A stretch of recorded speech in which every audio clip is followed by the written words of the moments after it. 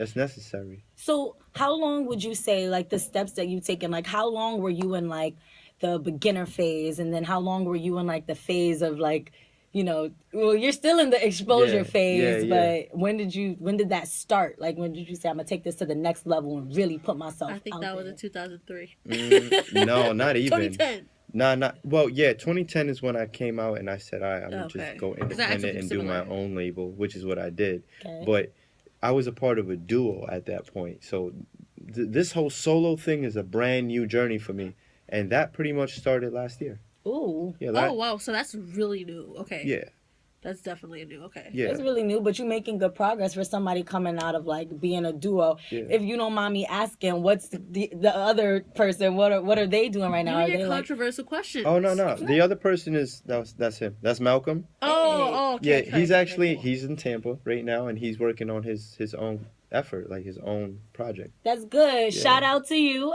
What's his name? Marcus? No, that's Malcolm. My brother Malcolm. Shout out to you, Malcolm. All right, we over here supporting. Yeah. I can't. Everybody in Tampa, look out for Malcolm. I actually tripped up on his name because I was like MLCM, and he was like, "No, it's Malcolm." And I was like, "Oh, okay, it's abbreviated. It's completely abbreviated." Well, support. That's good. I really like that. Like, keep the support going around and everything. Oh yeah, always. So is he still like in your inner circle of like, obviously musicians and like friends? Do you consider him like one of your brothers? Yeah, he's one of my brothers for sure. I mean, again, in 2003, he's the one who really brought me under his wing and said, "Yo, you know, I rap," and you know, he brought me into that crew of people who just rapped. So if it wasn't for him bringing me into that, I don't know if I would be sitting here having this conversation right now. So where do you think your life, well, that's not a good question, but if you weren't rapping, what do you think you would be doing? Right.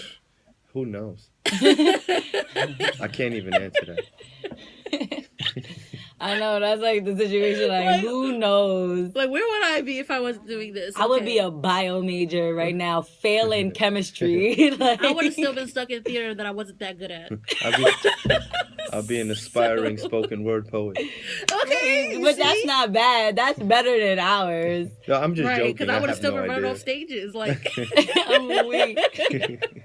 All right, so that's good. At least you know that you found your passion, which was obviously, you know, performing in front of people and just being an artist, you know. And that's, like I told him, there's not that many artists out there who are actually passionate about their craft, and he definitely is. Yeah, there are a lot of people out there that are rapping about some complete, I want to say bull snizzle, but I can't really on the radio. So they rapping about some, nobody really wants to hear that, and it's really the beat that catch people. But I you know, listening to your music, I was like, wow, like this is dope. And you know, for the viewers out there and the listeners, like, y'all didn't hear me ask this question, but I was listening to his music and I asked, like, yo, did this really happen? Is this real? And he responded that, yeah, he, you know, can validate his bars with life experiences. Yeah. So that to me that's an artist. When you take your life and you put it down on paper and then you share it with the world. And then, because most people who are artificial with their music, like, for example, they have ghostwriters, or it's not really coming from the heart. And your music obviously does, so that, like you said, you can validate it. You know what I'm saying? So that's really good. Yeah, especially me. I listen to music sometimes. I'm like, did that really happen? So I'm not trying to be that. I don't want to be questioned in my music. Yeah. If I do, let it be that I have a response for you. That's authentic. Okay, that's true. That's good. So, Hadia already asked the single question. Well, he already held it down. He already said he got a woman. That's it. Hey, all right, wait, hold up. Like, that's it. It's not that's it. You know, I like to... She's not done. I'm not done. Wait, so you don't got to say it if you don't want to, but, you know, give a shout out to your woman. Let her know that you thinking about her, if that's like... Oh, what up, V? Hey, what up, V? And for future reference, wait, how long have you guys been, like, dating, seeing each other? Well, including friendship, it's going on 6 years. That's a long time. Goals, right? And I'm still trying to find. Matter of fact, I just got the text message saying we need to talk. Oh man. For who? Oh, forget it. That's not even a part of it. It's about ReachingNOVA. We getting too personal. I got that. We need to talk text message. Maybe I should talk. That's nice. I'm weak at myself. Let me not put that on the radio. on Facebook. You in trouble. I'm in trouble. You really need to talk now. So, like, when you're about to put, like, any of your songs out or your singles out, do you have to clarify with her first? Like, do you let her listen? Is she your biggest fan, your biggest supporter? Yeah, she helps me run through management. Oh, okay, forget it. Whatever. Lit. Oh my god. Any songs that I do, like, I talk about exes, I talk about things, like, there's no issue. Like, again, I'm not compromising my artistic value for anybody, and she understands that because we've had that conversation. I mean, 6 years in, if she's still around, she understands. Yeah, like, she's not gonna start 6 years in bugging out over like a song about. Nah, she get it. And if she's helping with management, of course, then that's somebody that's like really trying to help you progress. When he writing that song about that, she was like, "That's not me. I'm current." That's it.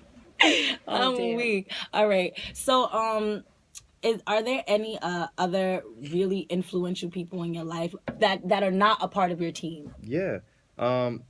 Shout out to Marcus Solar. He really taught me the value of money and, you know, how to save it and how to invest in it, where to put it. So he's a mentor of mine. Leonardo Nunez, he's a film director. He also writes scripts. He schools me a lot more on the, you know, he walked me into the spiritual world of where I stand now. So he's another mentor of mine. Wilfredo Montañez, he's one of those guys that, like, yo, if your music's trash, he don't care how long he's known you, and he's known me since I was 13. So yeah, couple people. Yeah, I just asked that question because I know that I be preparing my speech, my Oscar speech and my Grammy speech, because y'all already know I'm headed for success. But I just, you know, sometimes this is so embarrassing. I really look at my speech and I think of all the people that I want to name, you know, and there are some people who have been so like prevalent in your career, you know, with helping out with the logistics and everything. And then there's those people who have been like supportive from the background and like they don't really get the recognition that they want because, you know, their friend C, D, and E, but they've always been there giving you that little push forward that you know. I have a lot of that around me. Yeah, so, you know, sometimes I just like to give people the opportunity to get some of those names out and give those people recognition. Nice. You know, so I think that's important. And just so we're clear, like, I know I'm in a relationship, but it doesn't affect my music at all. Like, I still go out there and I have fun. Yeah, okay, I mean, it shouldn't. I'm not saying I'm in an open relationship. I'm just saying I live life. I hope not. Okay. No. Shout out to Phoenix. That was the subject that we was talking about on the other show. Okay. Yeah. All right. So I think this was a great interview. Thank you so much, Reaching Nova. Thank you so much to my live feed for tuning in. Thank you so much for Jada holding down the boards. Thank you for our intern Jada. I'm gonna shout her out because she's been here. She's been doing it, and y'all, you know, prepare. I don't know. She's supposed to get her own radio show, but I think we might keep her. She ain't going nowhere. Who said who? You gotta let Jada flourish. No, we don't do flourishing. She can flourish with us. She is crazy. She Jada can flourish run. with us. Jada run. She running. Look at her getting up. She going towards the door. Oh God. So thank you guys so much for tuning into Black Tea Radio every Monday from 6 to 7 p.m. live from my WBCR or my Facebook Live or Dama's Live, whichever one you prefer to tune into. So yes, let's give a round of applause for Reaching Nova. Thank you so much for taking your time out. Thank you for having me. Yeah, no problem. This was so much fun.